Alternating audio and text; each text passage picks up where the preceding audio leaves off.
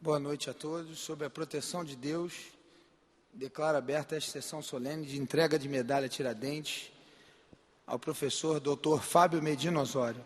Solicito ao cerimonial que conduza o homenageado ao lugar que lhe é reservado nesta mesa de honra.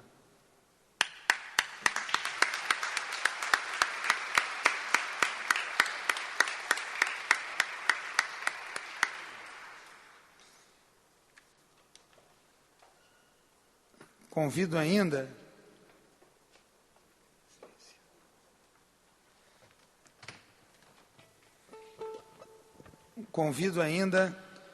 para compor esta mesa o doutor Ertulei Laureano Matos, subprocurador-geral do Estado, subprocurador-geral de Justiça do Estado do Rio de Janeiro, representando neste ato o doutor Marfan Martins Vieira, procurador-geral de Justiça do Estado do Rio de Janeiro.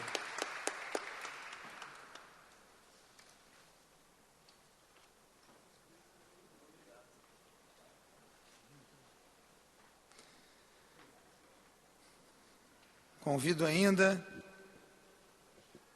o doutor Eduardo Guzmão, desembargador do Estado do Rio de Janeiro.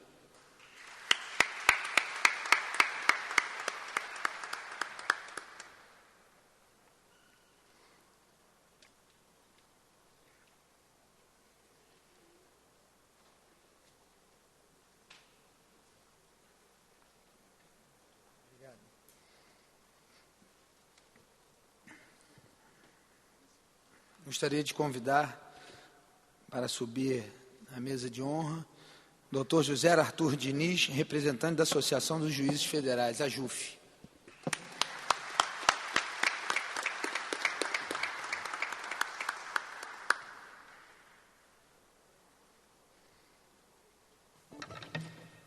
Convido também para fazer parte desta mesa o Dr. Luciano Matos, presidente da Associação do Ministério Público do Estado do Rio de Janeiro, da AMPERJ.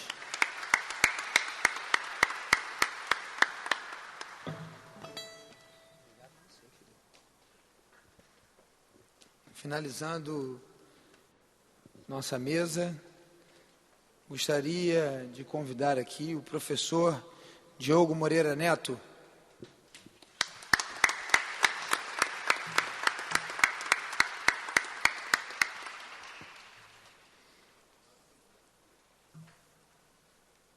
agradecer a presença de todos e de todas, agradecer a minha família aqui presente, agradecer a esposa do Dr. Fábio, a Patrícia, aqui presente também, desembargador Sérgio Azeredo, obrigado pela presença, muito obrigado a todos.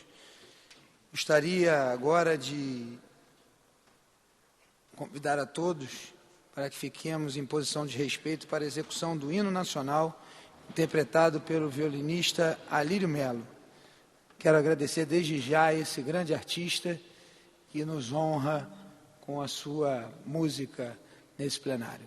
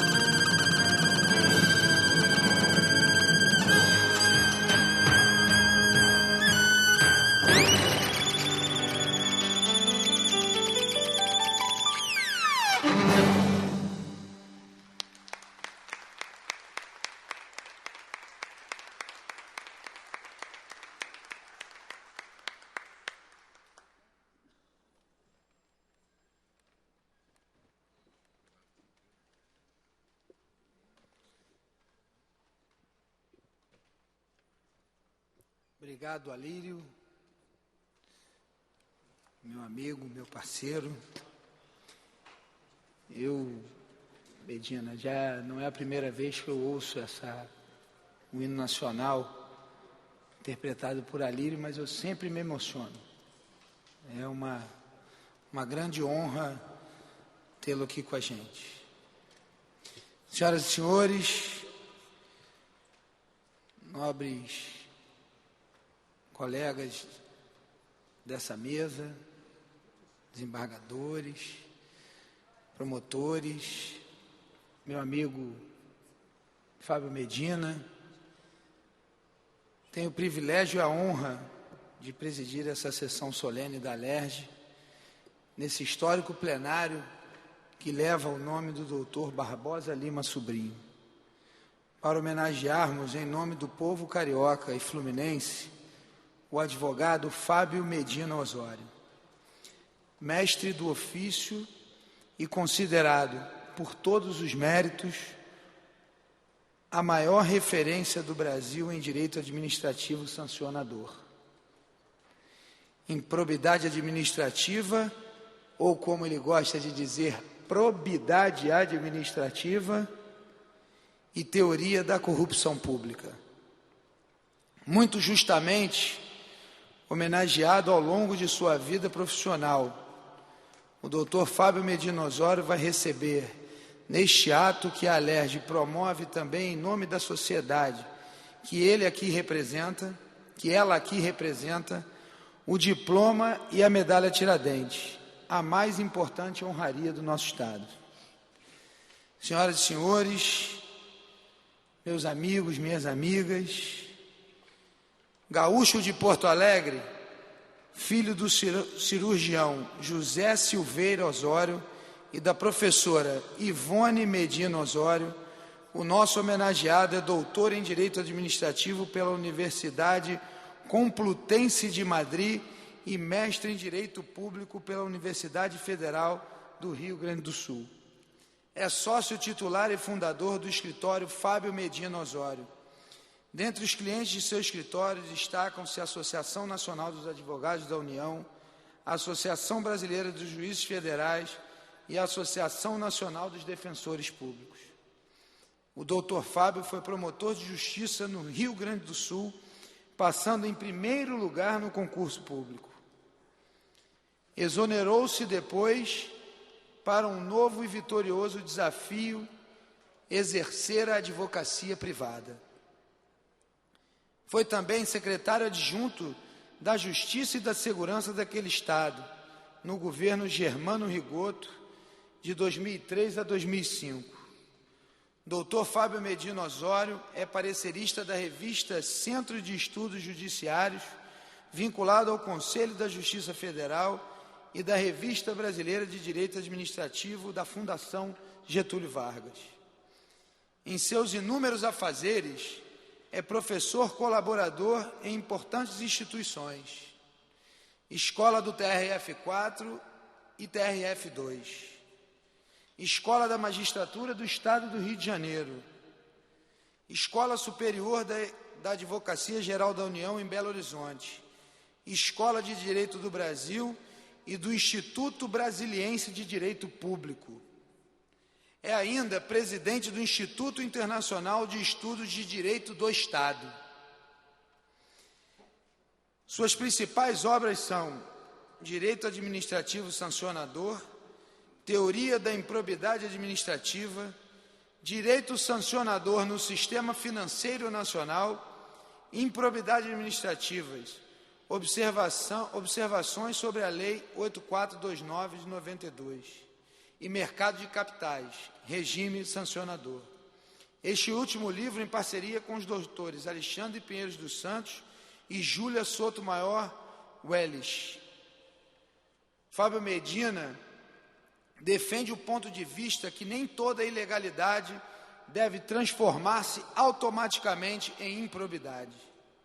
Sustenta que o agente político tem direito a uma margem de erro judicialmente tolerável em suas decisões e vê a necessidade de se fortalecer a probidade dos fiscalizadores, coibindo-se abusos de poder e desvio de finalidade na instauração de inquéritos, investigações ou ações punitivas.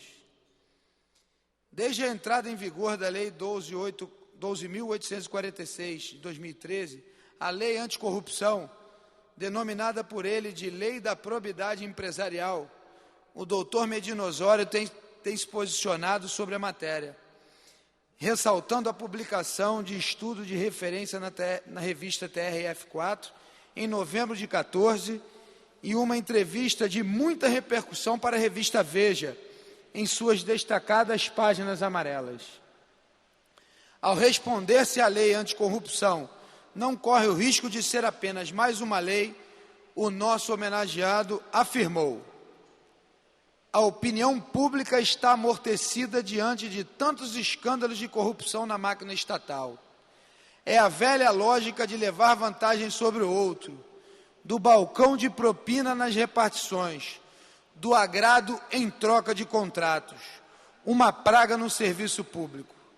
Embora seja cedo para testar a lei anticorrupção, ainda com todas as suas lacunas e limitações, pode mudar a forma como os brasileiros lidam com essas ilicitudes. Ela oferece uma nova chance de mudar essa cultura da ilegalidade que tomou conta das relações entre público e o privado. Otimista, esclareceu mais o doutor Fábio Medina Osório. A lei segue o que há de mais atual no mundo em matéria de políticas anticorrupção. Ela inova em muitos conceitos, sobretudo na atitude do setor privado em relação à corrupção. Até aqui, a empresa escapava de punições. Ao instituir a responsabilidade objetiva da empresa, a lei fez com que o empresário passe a ser responsável por qualquer ilícito cometido por seus funcionários no Brasil e no exterior. O empresário terá que zelar pela responsabilidade corporativa da companhia, sob pena de arcar com multas que podem chegar a 60 milhões de reais e até ver seu negócio dissolvido por força de lei. Para incentivar as boas práticas, a norma também se torna mais branda com os empresários que realmente estimulam a ética no ambiente do trabalho. Mais dois destaques para a reflexão de todos, da importante e oportuna entrevista do doutor Fábio Medina às páginas amarelas da revista Veja.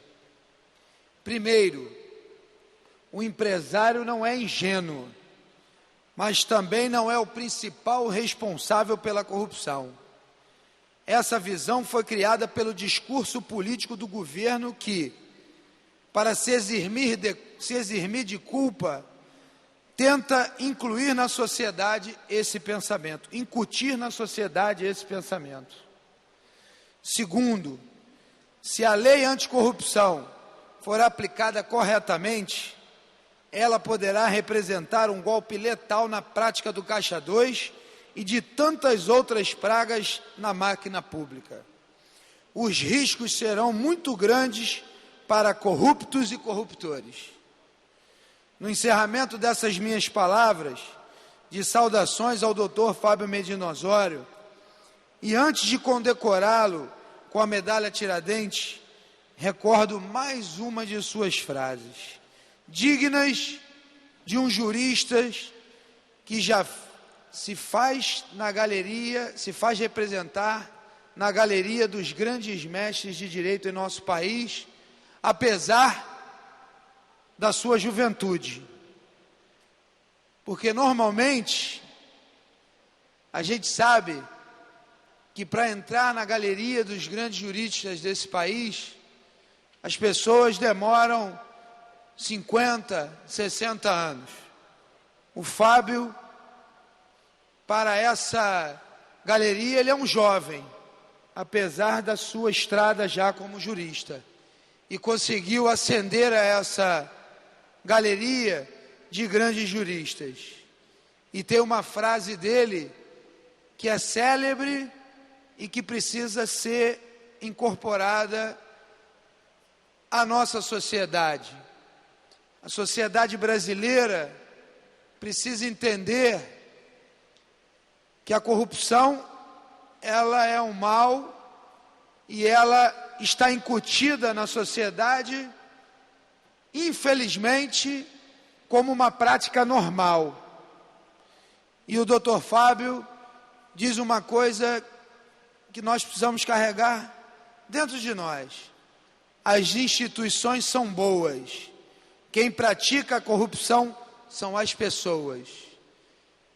É de um alcance profundo. E todos nós, que de alguma forma representamos instituições, e aqui temos vários representantes de instituições, temos que colocar isso na nossa cabeça.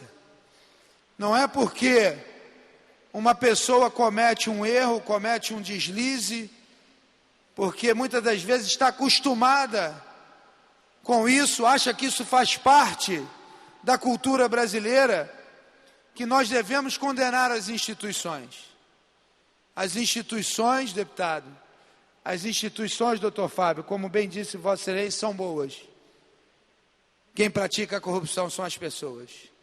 Muito obrigado a todos vocês, e eu me sinto muito orgulhoso de poder lhe homenagear, assim, doutor Fábio, como toda a Assembleia Legislativa, todo o Estado do Rio de Janeiro lhe rende essa homenagem, porque ela é justa e Vossa Senhoria é merecedor dessa homenagem.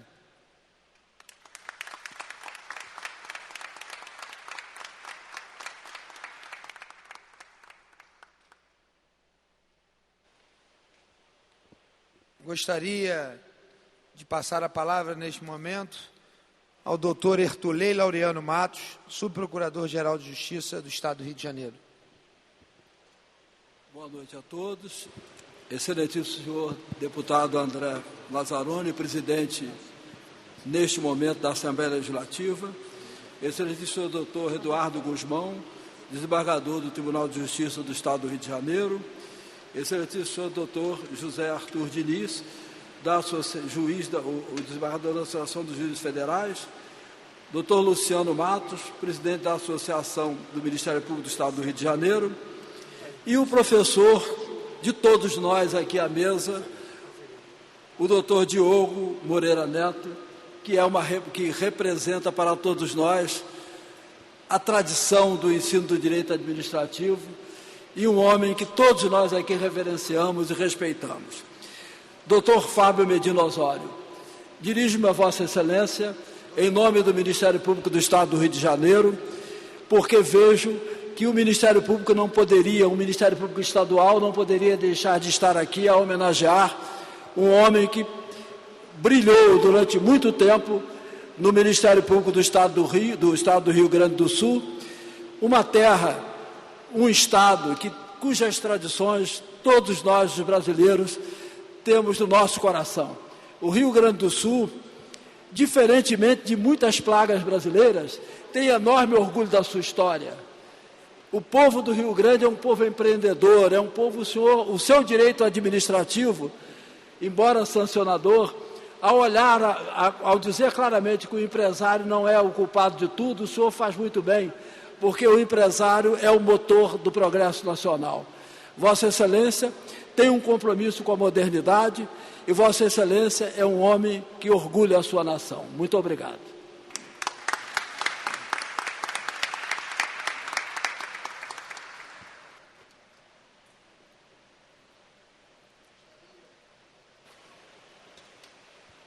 Passar a palavra ao Dr. José Arthur Diniz, representante da Associação dos Juízes Federais. Meu prezado amigo, deputado estadual André Lazzaroni, proponente dessa homenagem, dessa justa homenagem ao meu também queridíssimo amigo, doutor e professor Fábio Medina Osório. Doutor Ertulei Laureano Matos, subprocurador-geral da Justiça do Estado, representando neste ato o doutor Marfan, Martins Vieira, Procurador-Geral de Justiça, Dr. Eduardo Guzmão, desembargador do TJ do Rio de Janeiro, meu querido amigo Dr. Luciano Matos, presidente da Associação do Ministério Público do Estado do Rio de Janeiro,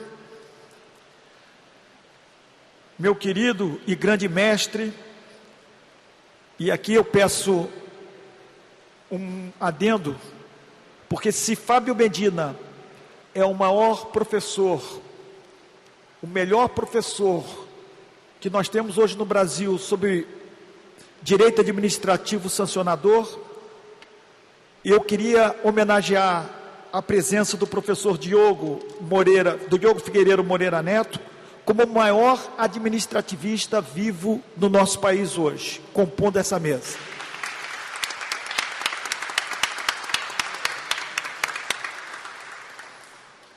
Meu querido amigo, desembargador Sérgio Azeredo, a quem também reverencio por todo o carinho, carisma, competência. Muito bem, eu gostaria, como representante aqui dos juízes federais, e sendo o professor e amigo Fábio Medina, advogado da AJUF, nossa Associação de Juízes Federais, colocar que, em nome de todos nós, magistrados federais desse país, o carinho, o respeito que nós temos pelo professor Fábio Medina. Nós, juízes federais, temos no professor Fábio Medina um paradigma de mestre, de professor e de defensor de juízes federais que muitas vezes, no exercício das suas funções, são injustiçados por aqueles que não entendem a diferença entre o julgar e querem imputar ao exercício da função responsabilidades criminais, responsabilidades administrativas, e quero nesse momento saudar o professor Fábio Medina como defensor da minha classe e da associação, porque em todos os momentos que nós precisamos de ter o professor Fábio Medina para defender a magistratura federal, nós o tivemos. E em todos os momentos, posso garantir a vocês, com muito sucesso, fazendo com que nós juízes realmente fiquemos extremamente contentes com a nossa representatividade, com essa representatividade. Portanto, deputado André Lazzaroni, o fato do professor Fábio Medina ter sido escolhido por Vossa Excelência, representando todo o povo aqui do nosso estado do Rio de Janeiro, para ser reverenciado e homenageado, mais do que justo, é mais do que justa essa homenagem, porque realmente Fábio Medina, além de professor, mestre, é corajoso, é um homem de desafios, é um homem que luta pela justiça, e com certeza essa medalha muito vai honrar o povo do estado do Rio por ele envergar e poder ter no peito dele essa medalha. Fábio, você que veio do Rio Grande do Sul, esteja certo que todos nós, juízes federais, e falo também em nome do estado do Rio de Janeiro, e nesse caso enalteço mais uma vez o deputado, possa ter certeza que o Rio de Janeiro te abraça com todo esse carinho, com todo esse respeito e reverência por toda a sua história de vida, e também cumprimento a família, na pessoa da sua esposa, dos seus filhos queridos que eu conheço, porque você é um pai, é um professor, você é um ser humano maravilhoso. Parabéns por essa homenagem, parabéns ao deputado.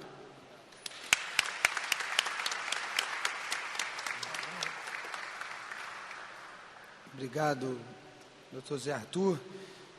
Quero agradecer a presença do Sérgio Azeredo, desembargador, a Patrícia Graça Osório, esposa do homenageado, Adriana Lazzaroni, minha irmã querida, minha esposa Beatriz Persinotto, aqui presente, as minhas filhas, Fábio, que vieram prestar homenagem a você. A Ana Luísa e a Maria Antônia estão lá atrás com vergonha, mas vieram prestigiar. Dr. Harry Maraújo, procurador-geral da Assembleia Legislativa, um querido amigo, grande advogado. Dr. José Fadala, diretor da Fundação BioRio. Senhor Eric Monte, diretor jurídico da Rio Tour, e o Luiz Gustavo, diretor de operações da Rio Tour. Quero agradecer a presença de todos. Passar a palavra ao Dr. Luciano Matos, presidente da Associação do Ministério Público do Estado do Rio de Janeiro.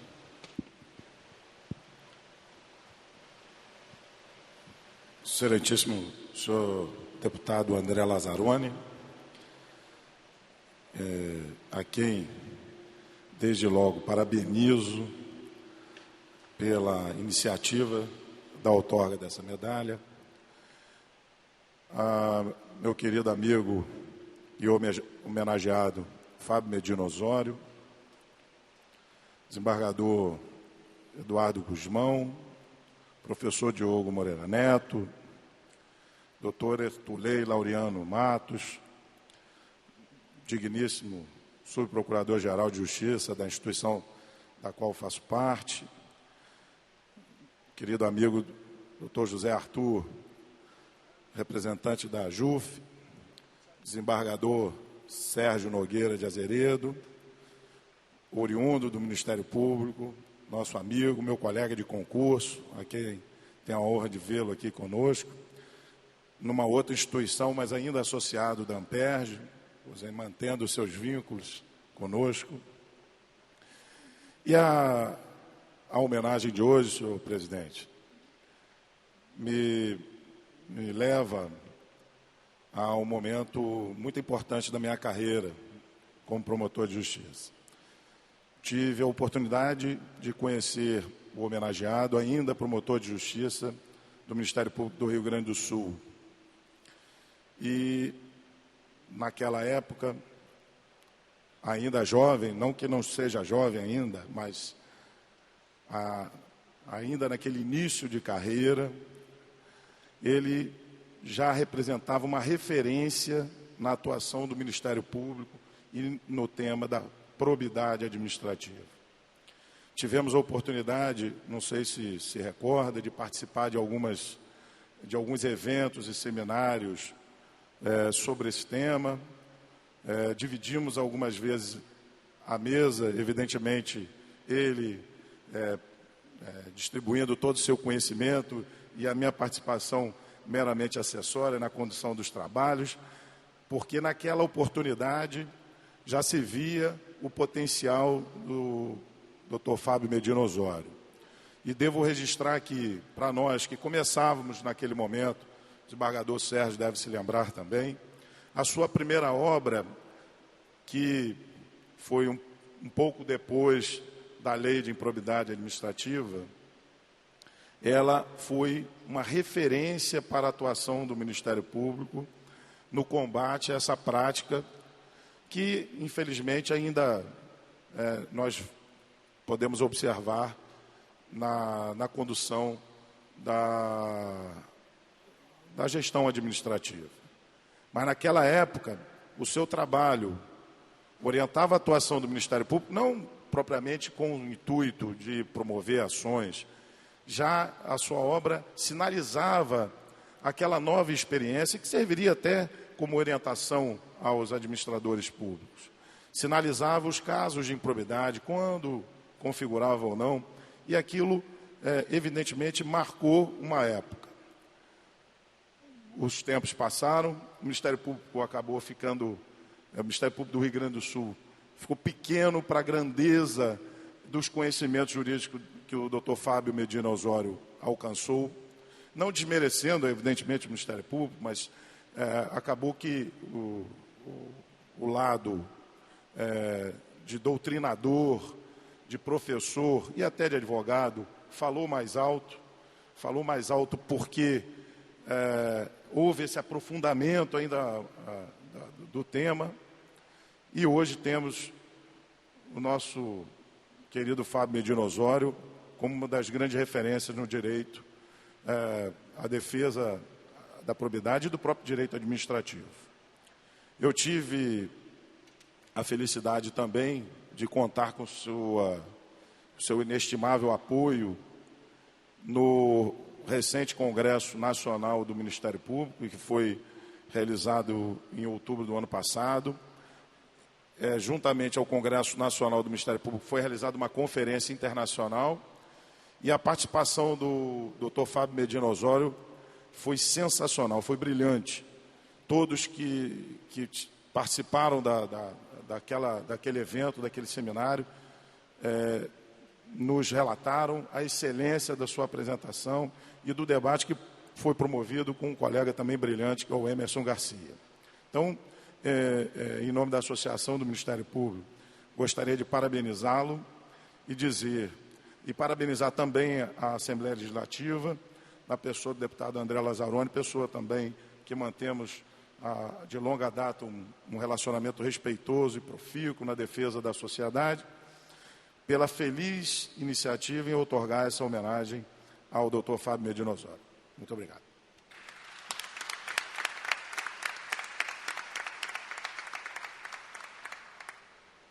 Obrigado pelas palavras, doutor Luciano. Quero também agradecer a presença do meu pai, Paulo Moraes. Uma grande honra a presença aqui, amigo do doutor Fábio Medina. Quero agradecer aqui também, deputado, doutor Fábio. Nós recebemos várias mensagens de congratulações e votos de pleno êxito no evento. O secretário de Estado de Transporte, o Carlos Roberto Osório, minha amiga, minha colega Marta Rocha, também mandou uma mensagem, a vereadora Vera Lins, o professor Harley Martins, os jornalistas Merval Pereira, do Globo, a Cristina Grilo, da revista Época, Rafael Rosa, do Valor, o Augusto Nunes, da revista Veja, e o Vicente Nunes, do Correio Brasiliense. Vamos agora assistir um documentário, um vídeo que foi preparado pelo Instituto Internacional de Estudos de Direito do Estado para lhe homenagear.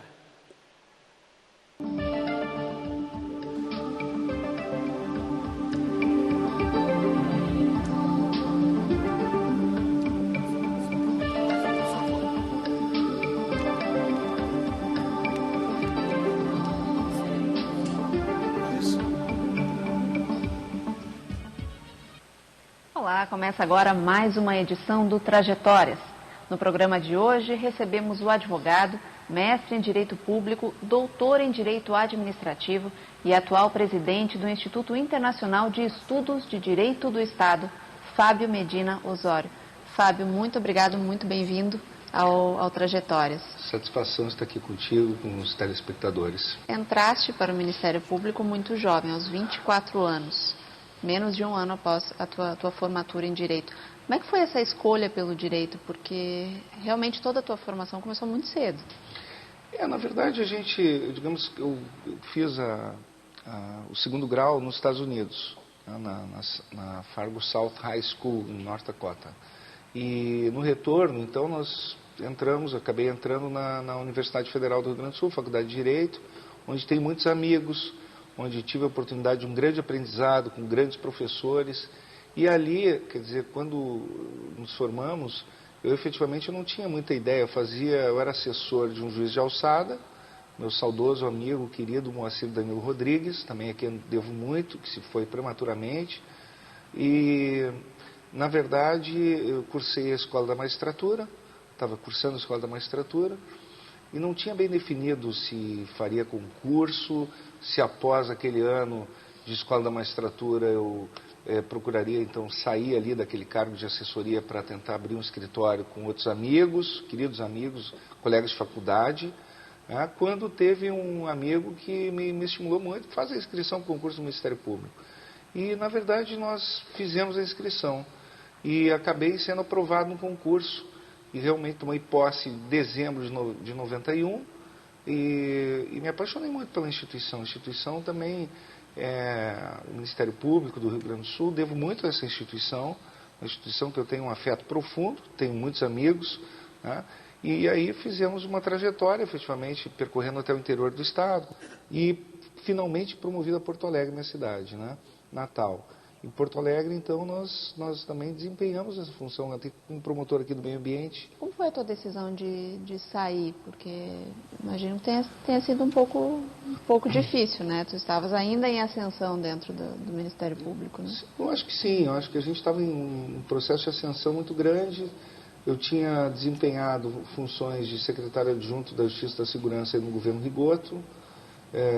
Enfim, aí senti uma certa liberdade na perspectiva de ter, pela primeira vez, estava licenciado na instituição, no interesse da própria instituição, autorizado lá pelo Conselho Superior do Ministério Público, mas, na verdade, eu realmente sou muito movido a desafios, né? E surgiu um convite de um grupo empresarial em função de um dos livros que nós publicamos em 99, 2000, foi Direito Administrativo Sancionador, e acabou entrando muito no Conselho de Recursos do Sistema Financeiro Nacional, passou a ser muito citado, também no CAD, no Conselho Administrativo de Defesa Econômica, mas principalmente no Conselho de Recursos do Sistema Financeiro Nacional, chamou a atenção desse grupo e que acabei travando uma amizade com o diretor jurídico e ele me convidou para sair. E eu, de fato, achei que era um desafio que poderia dar conta, né? Que já tinha vivido 14 anos de Ministério Público e tinha um horizonte, efetivamente, de ascensão, mas, por outro lado, o desafio que se apresentou ali pareceu ainda muito maior. E eu me senti em condições de enfrentar esse desafio. E a vida é uma só.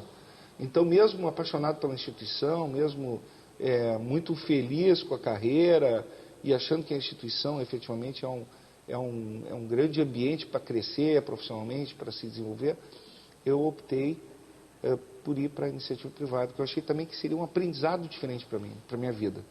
E eu te digo que foi e tem sido um aprendizado. O que é para ti qualidade de vida? Olha, qualidade de vida é uma coisa que a gente tem que buscar permanentemente, né? Ter saúde, né? Tentar ter pessoas boas por perto, pessoas que tu gosta, ter os teus afetos, né? E poder fazer o que tu gosta no teu trabalho, né? Agora, vou te dizer, a coisa mais importante na vida, sem dúvida, são os filhos, né?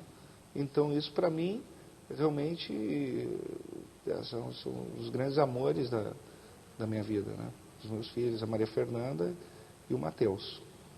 Tem alguma perspectiva de legado? Tu construíste toda essa trajetória, tanto acadêmica quanto profissional. Esperas que algum dos teus filhos siga por esse caminho também? Olha, tu falou em legado, eu vou te dizer uma coisa. Eu acho que o mais importante que eu penso nesse ponto de vista seria eu poder, porque isso para mim é uma dimensão muito grande, assim, poder contribuir para a sociedade, para o bem-estar das pessoas, sabe? Poder fazer algo positivo pelas pessoas. Então, na verdade, tem os filhos, são meus amores, mas na verdade, assim, eu acho que se a gente tem alguma capacidade, ou se é privilegiado por Deus, sei lá, porque nasceu numa condição melhor, porque nós sabemos que existe tanta pobreza, tanta miséria nesse país, né? Não só nesse país como no mundo. Então nós, por exemplo, eu e tu, nós estamos sentados aqui, nós temos apenas sorte, porque nós não somos melhores que ninguém por termos nascido em determinada condição e termos tido mais oportunidade que outras pessoas. Então eu me gratifica muito assim a possibilidade de poder dar um retorno para as pessoas, melhorar algo na sociedade, enfim, fazer algo de útil nessa passagem que é tão efêmera que é a nossa vida. É o teu grande objetivo de vida, a partir do direito, melhorar a sociedade brasileira? Eu tenho esse objetivo. Sinceramente, assim, é o que me estimula mais. Qualquer projeto individual ou pessoal, na verdade, quando tu tem a noção de que tu pode fazer uma diferença para melhorar a vida das pessoas, de outras pessoas que não tiveram a mesma chance também, que não, enfim, que é uma vida sofrida, ter essa possibilidade, quando eu tiver, eu quero cavar essa possibilidade sempre para mim, quero poder ajudar de qualquer maneira, porque é algo que me gratifica muito. Obrigada pela audiência e até o próximo programa.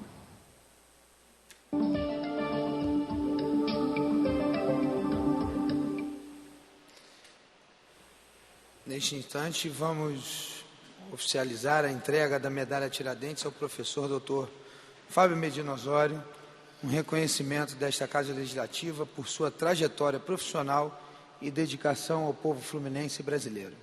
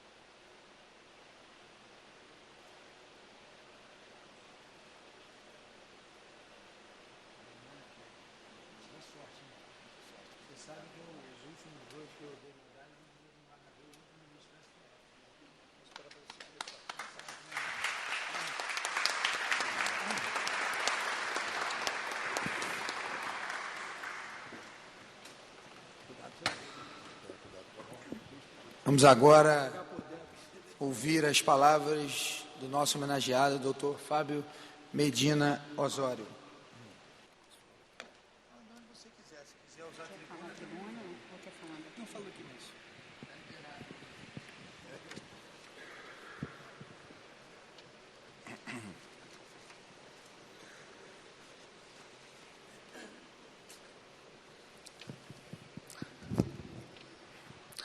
Boa tarde, boa noite, excelentíssimo senhor deputado, querido amigo André Lazzaroni, líder do PMDB nesta casa. Quero inicialmente agradecer, profundamente emocionado, esta belíssima homenagem e ao mesmo tempo em que eu agradeço a Vossa Excelência, quero também, em seu nome, agradecer a sua família, que são também meus queridos amigos, seu pai, meu querido irmão e amigo Paulo Moraes, sua irmã, minha querida amiga Adriana Lazzaroni e demais familiares. Gostaria de dizer que fico muito feliz de encontrar todos esses estimados amigos, senhoras e senhores aqui presentes. Quero cumprimentar inicialmente os integrantes desta mesa, doutor Ertulei Laureano Matos, estimado desembargador Eduardo Guzmão, foi nosso colega de concurso lá do Ministério Público do Estado do Rio Grande do Sul, quando então ele era carinhosamente chamado de Carioca, naquelas lides gaúchas. Meu querido amigo, juiz federal, doutor José Arthur Diniz Borges, que representa a Associação dos Juízes Federais, estimado amigo doutor Luciano Matos, promotor de justiça, presidente da Associação do Ministério Público do Estado do Rio de Janeiro, e o meu querido padrinho, ilustre professor Diogo de Figueiredo Moreira Neto. Tantas jornadas temos juntos, e não são poucas, muitas, na Espanha, Madrid, com o professor Eduardo Garcia de Enterria, muitas histórias, e que talvez seja primeiro responsável pela minha vinda ao Rio de Janeiro, pela minha saída, na verdade, pela minha inspiração para sair do Ministério Público e tomar novos desafios na vida. O professor Diogo de Figueiredo Moreira Neto é um padrinho intelectual, uma referência que eu tenho na minha vida.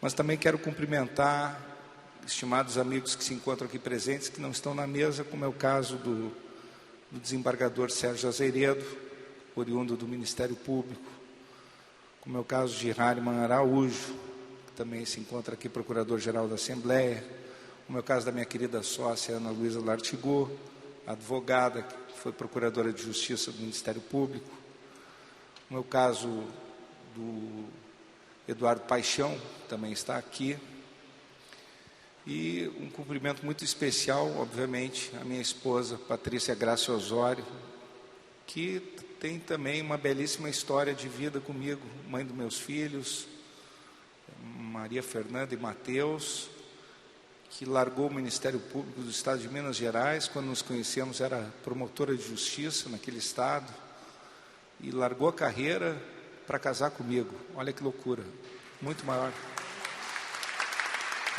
que a minha. Essa sim foi um ato de coragem.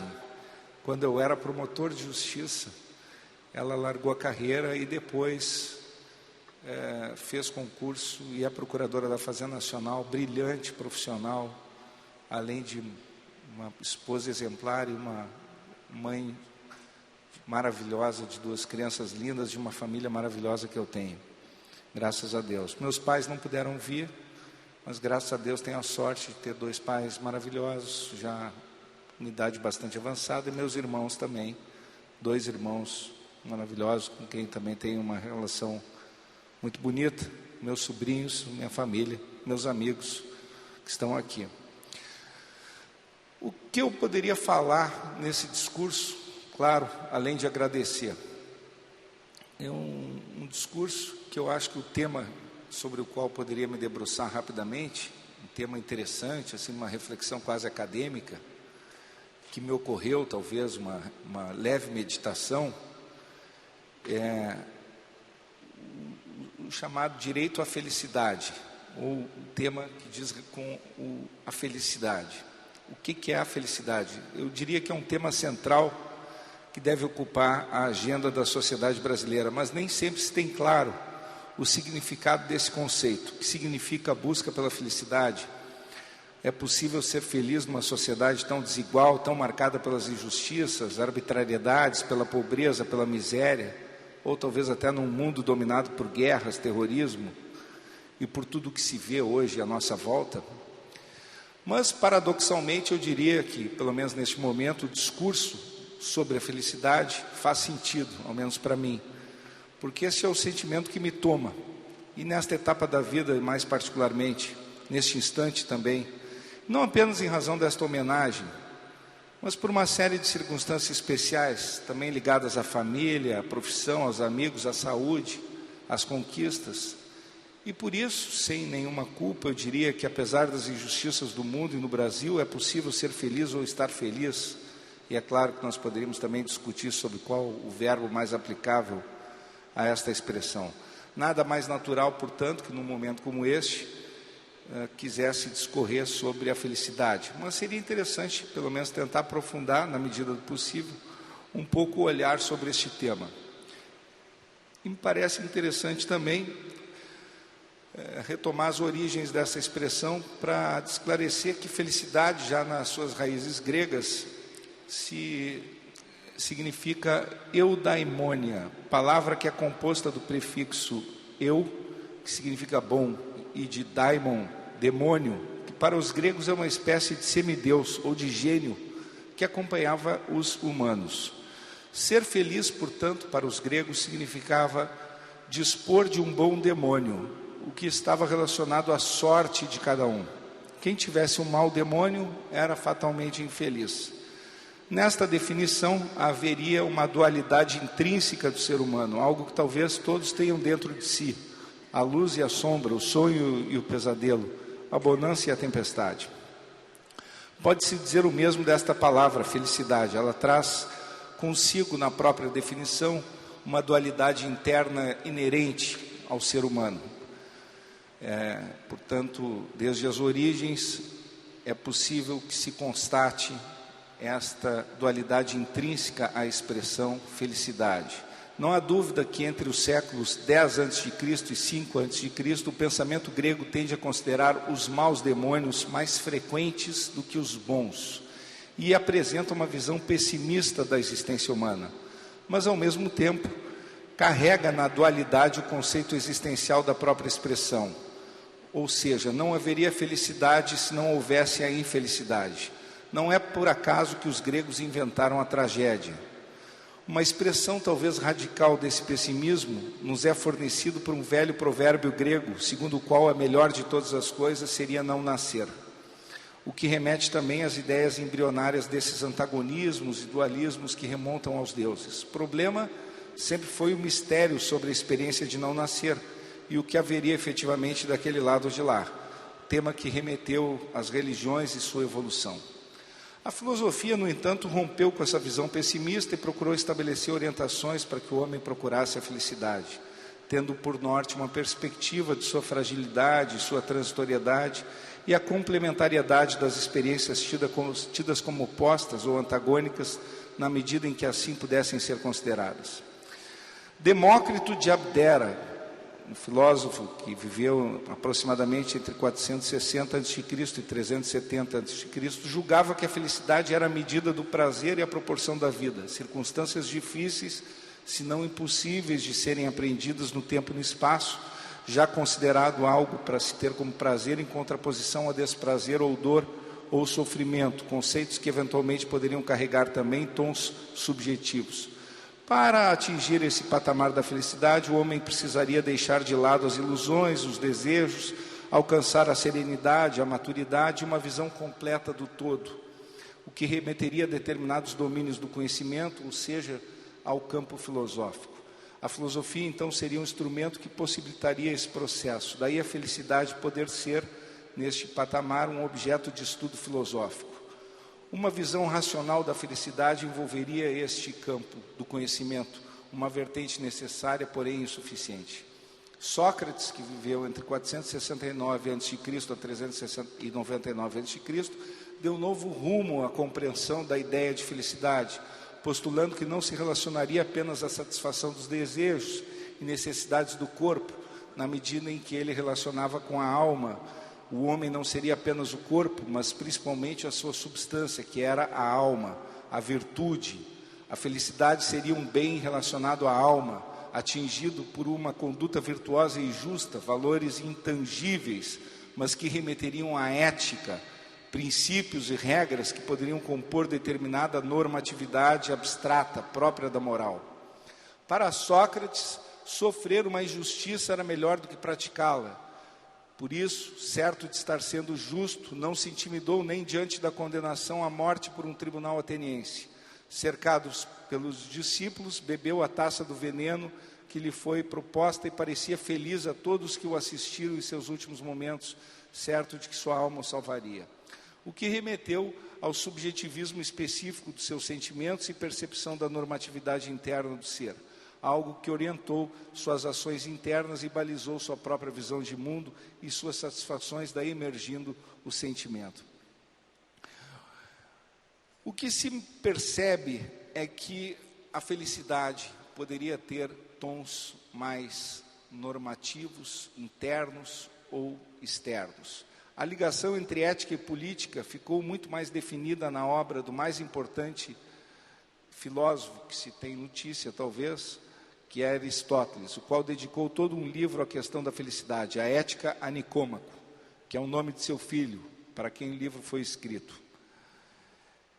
Aristóteles criticou o idealismo e reconheceu a necessidade de elementos básicos, como a boa saúde, a liberdade, uma boa situação socioeconômica para alguém ser feliz. E, de fato, são elementos talvez mais corpóreos, tangíveis, necessários à felicidade, elementos essenciais e estruturantes de uma base para que se desenvolvam elementos espirituais.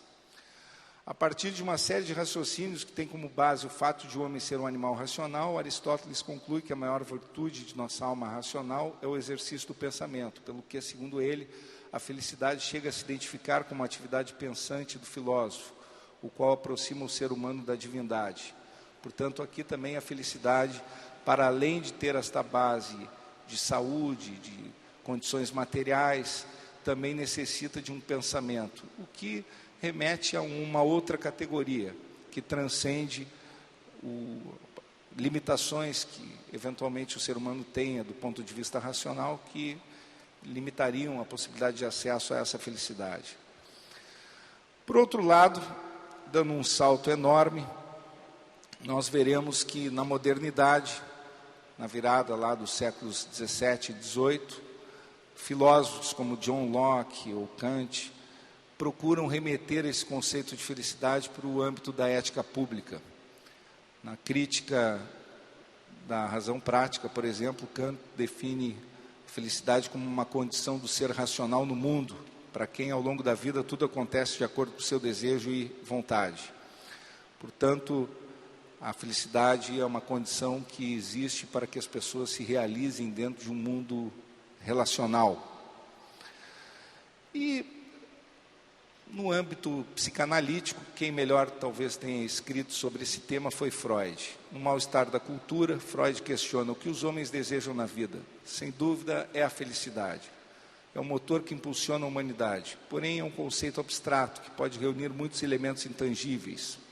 Para Freud, a raiz da felicidade está nos impulsos e no desejo. 2 aspectos ele ressalta nesse objetivo da busca pela felicidade, um positivo e outro negativo.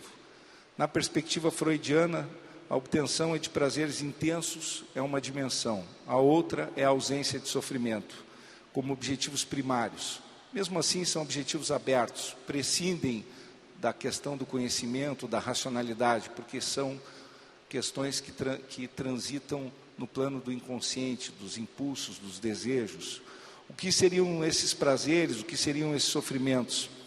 Sabemos bem que esses conceitos podem variar enormemente conforme as culturas, religiões e sociedades em que inseridos. São conceitos morais, éticos, normativos, religiosos, que remetem ao universo, inclusive, da psicanálise.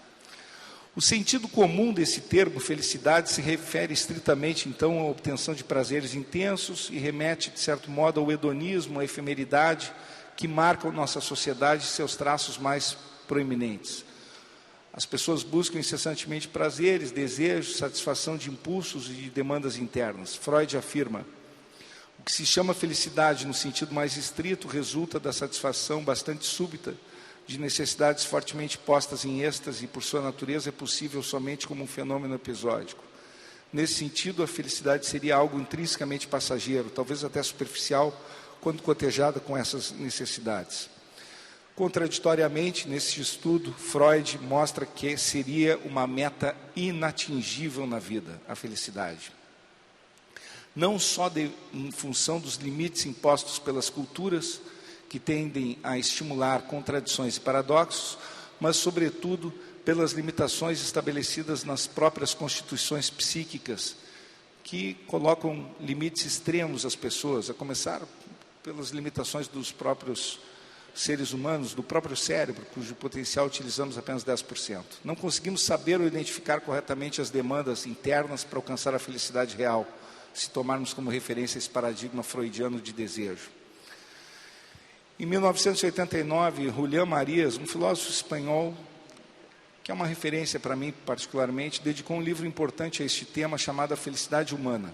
Nele, ele estuda a história do conceito, desde a antiguidade até os dias atuais, revelando todas as controvérsias doutrinárias, com destaque para a ausência da reflexão filosófica sobre este conceito contemporâneo, em que ele constata que haveria um sintoma clássico de infelicidade geral no mundo.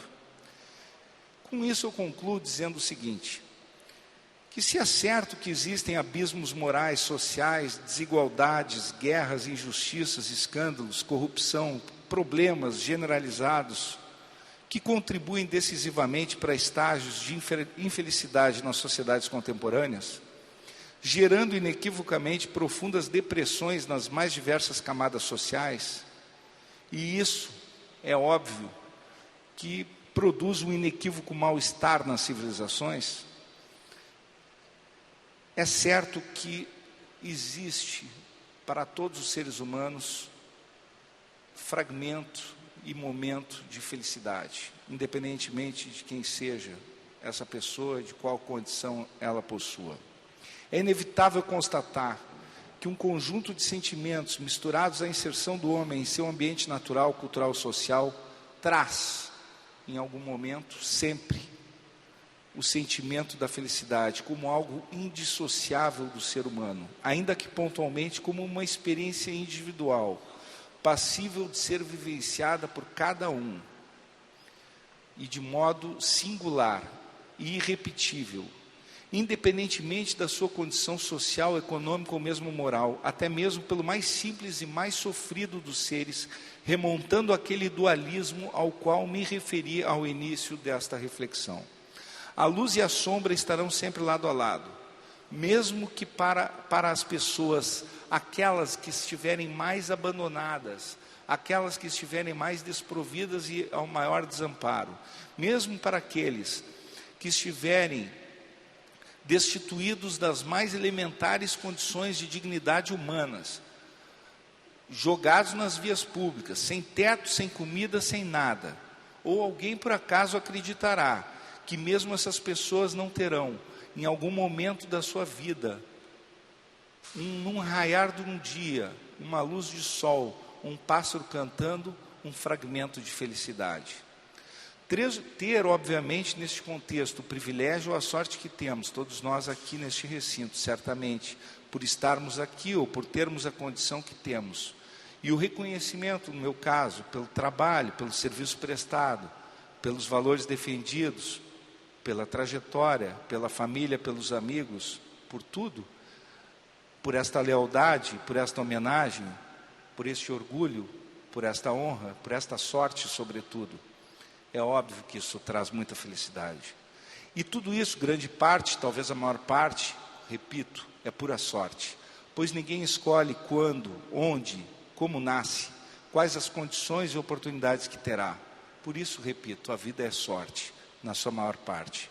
Carrego a felicidade no coração, mesmo sabendo dessas dualidades, mesmo sabendo que a luz e a sombra convivem, e agradeço com imensa honra, partilhando dessas conquistas com todos que estão aqui hoje e com muitos que não puderam estar.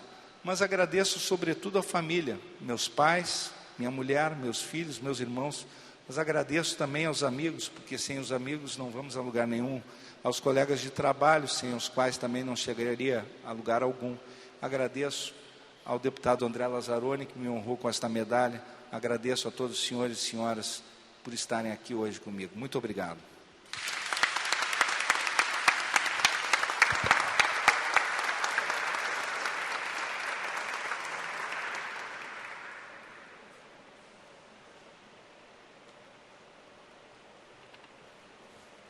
Obrigado, Dr. Fábio Medina Osório. Belas palavras, belo discurso. Profundo, muito profundo. Quero mais uma vez agradecer a todos a presença, agradecer mais uma vez a nossa família, agradecer a família do Dr. Fábio, agradecer aqui Dr. Diogo Moreira, foi uma grande honra tê-lo aqui na Assembleia Legislativa, Dr. Eduardo Guzmão, Dr. Ertulei, uma grande honra, Dr. Zé Arthur, uma grande honra também, Dr. Luciano, uma grande honra, Harima, Sérgio, e a todos que prestigiaram essa justa homenagem do Estado do Rio de Janeiro ao nosso grande Fábio Medina Osório. Muito obrigado e declaro encerrado esta sessão.